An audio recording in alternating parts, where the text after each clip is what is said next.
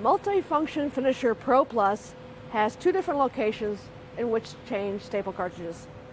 The first one is the main tray stapler. Grab the handle, pull it out. To change the staples, grab onto the cartridge and lift and pull out. To replace, slide the cartridge back into place until it clicks and slide in the staple head. The second place to change staple cartridges is the booklet maker. First, we need to lift the lever that's marked number 2 and slide out the booklet maker. Drop down the assembly, pinch the cartridge, and remove. Reinsert